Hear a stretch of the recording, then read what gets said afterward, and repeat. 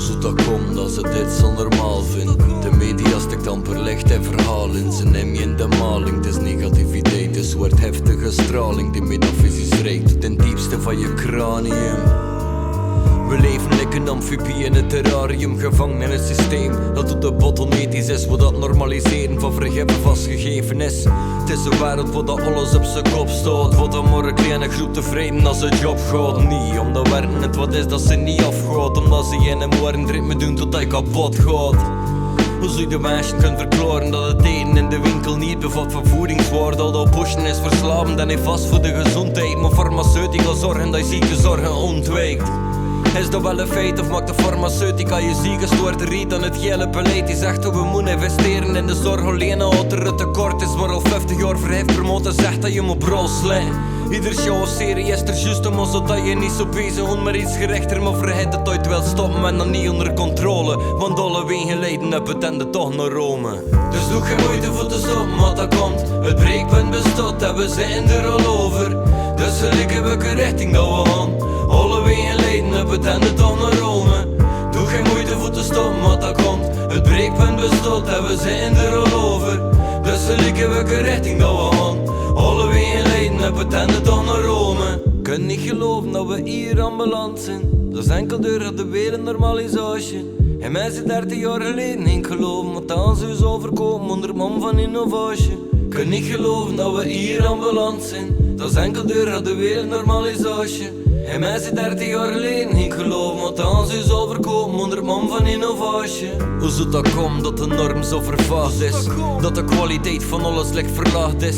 Ze die aan meisjes in een kam en proberen ze tegen elkaar op te zetten door te agiteren. Het is like dat overgeven er niet omgeven dat de planeet in het rood staat. Die de rotse bekmoedigheid is niet een voorraad. Voel me soms het klein manneke die als Jennissen ziet en zegt dat de keizer is een bloeden staat. We zat ook op de media is niet meer onafhankelijk, maar omgekocht ze presenteren dus met walgelijke feiten dat ze normaliseren. Ze gebruiken calamiteiten als katalysators voor een bepaalde visie te pushen. Al die officiële commissies in lush, de beleidsmakers zijn alvast evenveel op de hoogte. Lijkt publiek van de zieke praktijken dat ze gedogen. Dat blijven ze het promoten, koelbloedige voedselketens. Op iets dat we doodsangsten geven aan levende wezens, zodat infantiele dieren weggerukt worden van ouders, zodat we ons met hun voorbestemde maaltijd kunnen voeden. Meer dan de naaf van alle antibiotica wordt niet gegeven aan zieke meisjes, maar worden hoop naar gezonde dieren in de vleesindustrie gegeven. Wat is de reden? Dat is de gruwelijke situatie waarin dat ze zitten, zo kunnen overleven. Dan maakt me ziek dat een emotioneel bewust intelligent dier iedere milliseconde van zijn bestaan leeft in angst, omdat de mens bepaalde smaken in zijn smaakpalet verlangt. Het is de traditie die te slap, het is erg. Moesten de mensen weten hoe dat de vleesindustrie werkt en plekken dat gebeurt, dat er gesloten deuren, zul je merken dat niemand nog dierlijke producten in dieet verwerkt. En dat is op zich nog maar een pixel uit het beeld dat dus de wereld overschaduwt. Het lijkt zo surreëel dat we miljarden na miljarden doden voor ze op te eten, maar aan onze huisdieren zullen we alles van liefde geven, hypocriet. Lijkt al de resten in de maatschappij maar alles kenden en de sterft of voorbij. Dus eigenlijk is het wachten op een plotse catastrofe, want alle wegen leiden op het einde toch naar Rome. Dus doe geen moeite voor te stoppen, wat dat komt. Het breekpunt bestaat en we zijn er al over. Dus gelijk welke richting dat we gaan. Alle wegen leiden op het einde toch naar Rome. Doe geen moeite voor te stoppen, wat dat komt. Het breekpunt bestaat en we zijn er al over. Dus gelijk welke richting dat we gaan. Alle wegen leiden op het einde toch naar Rome. Kun niet geloven dat we hier ambulant zijn. Dat is enkel door de wereld normalisatie.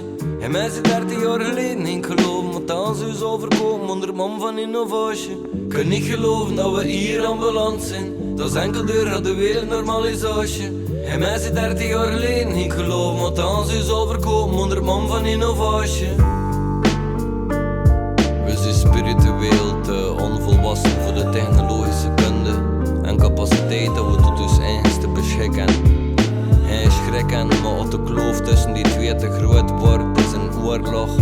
Onafhankelijk van gelijk welke voorzorg dat we nemen.